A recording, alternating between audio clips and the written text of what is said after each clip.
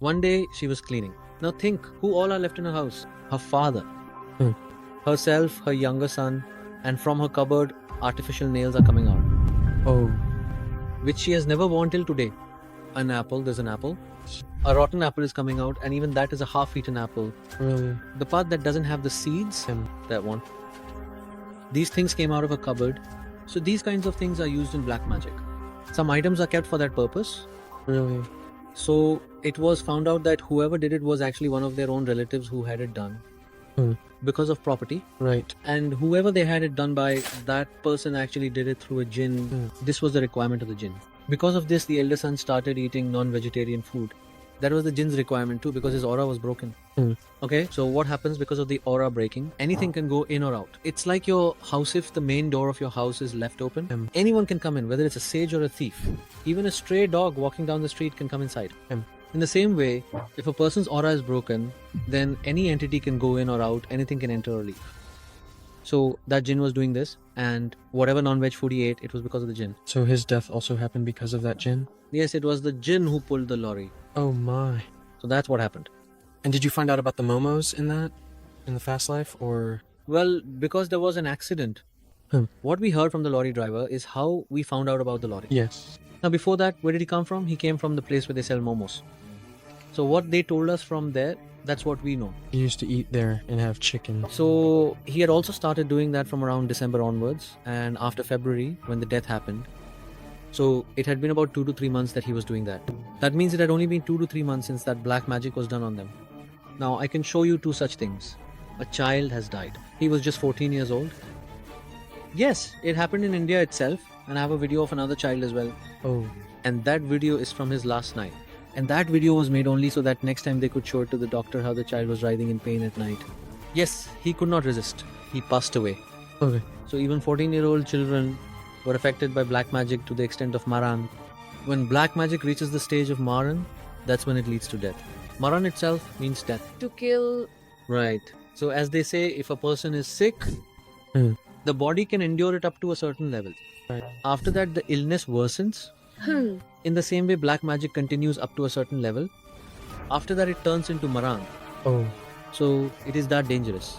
Sir, this untimely death you mentioned. M. So when it comes to untimely deaths, the difference between untimely death and a normal death, as we understand it, is that if someone dies a natural death at an old age, that's considered a normal death. But if someone suddenly dies and there's no apparent reason, like if there's an accident or someone has stomach pain today and passes away tomorrow, so all these are counted as untimely deaths. Look, the first thing is that whenever a person is born, they come with every event of their life already determined. Now, a person has died, let's say at the age of 28, he wasn't married. And in his horoscope, there was a combination for marriage. He also had children. Oh, I see. So that can be considered an untimely death. But there should be some other reason for it, right? Yes. The purpose of life wasn't fulfilled. Alright, so it can fall into that category. Many times, we think that just because someone died at an early age, but that was just their lifespan, which no one identified. So we think it was an untimely death. But actually, the purpose of their life was only meant for that much time. For example, let's say you're traveling from here to Chandigarh. You took a halt at Ambala. Alright, so you stopped at Ambala. So think of it like someone lived their life from Delhi to Ambala. Ambala. Now, the next person who takes a life will only go from Ambala to Chandigarh, right? Because the ultimate destination is Chandigarh. Right. Right. So it became shorter, didn't it? So he came to live just that kind of life. He came to solve a small purpose. Oh. That whole over is done. Okay. So the reason for his departure could be any illness, sudden death, or even passing away in his sleep. It could even be accidental. It all depends. And so when a person dies, as you mentioned, there is a realm for souls. There, a soul can either take birth immediately or it might take some time. It depends. So it depends on what situation their next birth will be in.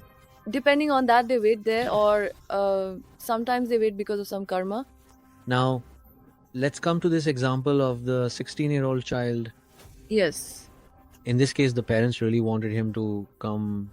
Yes. And the purpose of his life was not yet fulfilled. Yes. So he also wanted to come to these parents. Up until then, those emotions hadn't broken. Alright, so he wanted to continue those emotions. So he took birth quickly.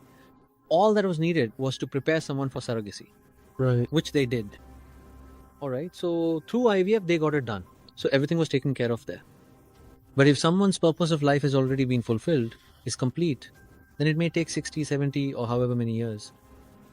For many, it has also happened that if someone died in 1900, they were born again in 1901 itself. And for someone else, if they died in 1900, maybe they were born in 1970, 1972, or 1975. So it all depends on what the purpose of life is, when the right parents will be available, and which families are meant to be connected. Who knows? They too will reach the age of parents, and only then will they give birth to them, right? Right. So all of that, everything evolves. So over there, everything is calculated. We tend to think that if someone has died, then the next birth should be ready for them. But we don't consider that when the soul gets to choose a family, who knows if that family is even ready yet or not? Right. Because maybe the parents themselves aren't ready yet. If it takes 70 or 75 years, that means either they are still living right now, they will die, then they will be born again, then they will reach the age of 20 to 30, get married, and only then will the pregnancy happen. And that's when they will be born. So that timing also has to be right, doesn't it? So it depends. Now, it's very easy to say that birth happens at that very moment or after a certain amount of time. But just think about how much background there is behind all of that. Sir, as you mentioned, souls go to the soul world. Yes. But sir, spirits are also said to wander a lot on this earth. It's said that there are ghosts here, ghosts there. Yes. So then what kind of souls are those? Look, you can also easily find a reference to this in black magic. Okay. I'm just giving examples from black magic. There are many other reasons for this as well. Alright. Suppose someone was supposed to die after 80 years. They had a lifespan of 80 years.